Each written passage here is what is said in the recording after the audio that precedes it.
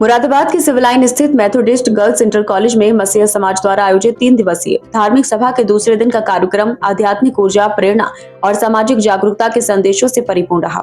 Moradabad regional conference द्वारा आयोजित इस भव्य आयोजन में न केवल जिले के ईसाई समाज के लोग शामिल हुए, बल्कि रामपुर, अमरोहा, संभल, बरेली, दिल्ली सहित कई प्रदेशों व जिलों से आए धर्मगुरुओं ने भी सहभागिता दर्ज की।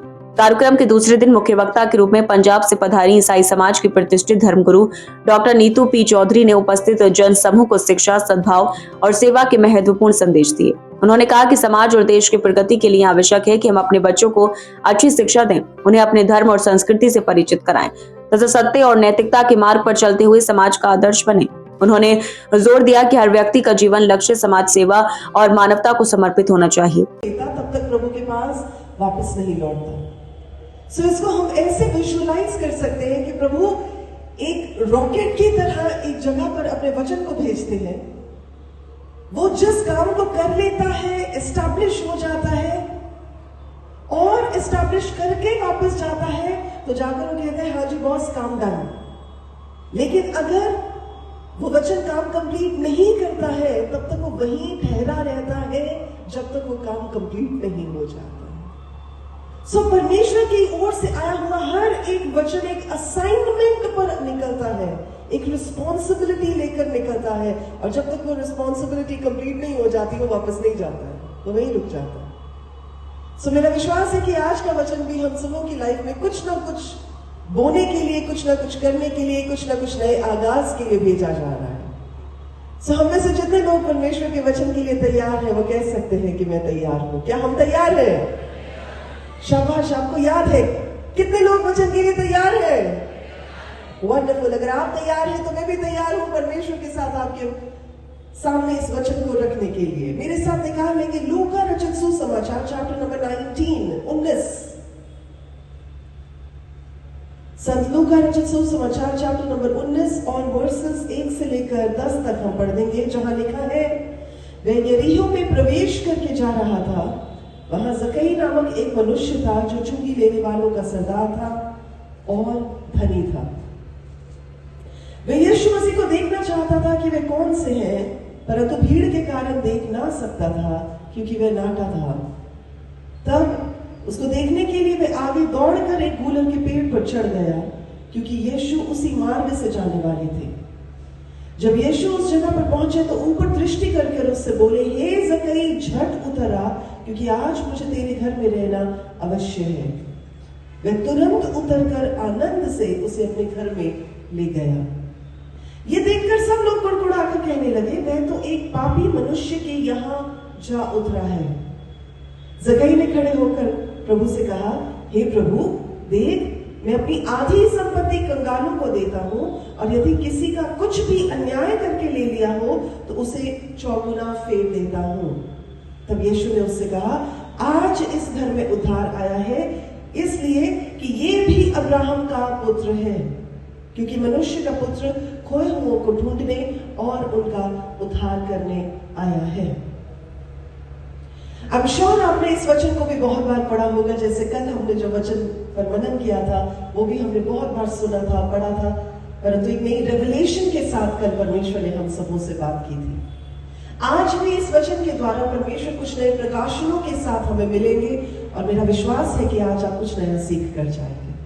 मंच संचालन की जिम्मेदारी पादरी डेविड जेम्स ने सहज और प्रभावी रूप से निभाई। वहीं पादरी राजू चरण ने बाइबल पाठ कर कार्यक्रम को धार्मिक गरिमा प्रदान की। इस दौरान सेंट्रल ओल्ड चर्च की संगीत टीम ने मनमोहक भजनों की प्रस्तुति देकर पूरे माहौल को आध्यात्मिक रंगों से भर दिया। उनके गीतों ने उपस्थित लोगों में उत्साह और भक्ति की भावना जगाई।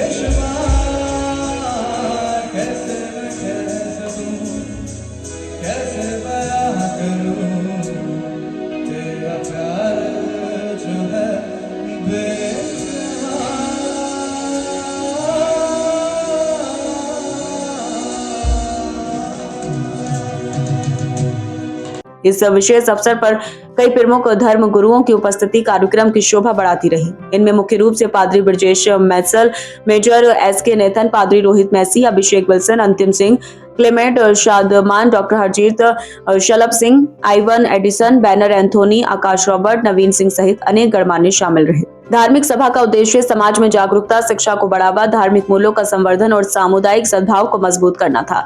3 दिवसीय इस आयोजन के दूसरे दिन बड़ी संख्या में ईसाई समाज के लोग उपस्थित रहे और प्रेरणादायक संदेशों को आत्मसात किया। कार्यक्रम के दौरान पूरे परिसर में आध्यात्मिक उत्साह और शांति का वातावरण देखने को मिला। आयोजकों के अनुसार 3 दिवसीय धार्मिक सम्मेलन समाज में सकारात्मक बदलाव लाने और नई पीढ़ी को धार्मिक एवं नैतिक आदर्शों से जोड़ने का प्रयास। कार्यक्रम में आगामी सत्रों को लेकर भी लोगों में उत्सुकता बनी हुई है।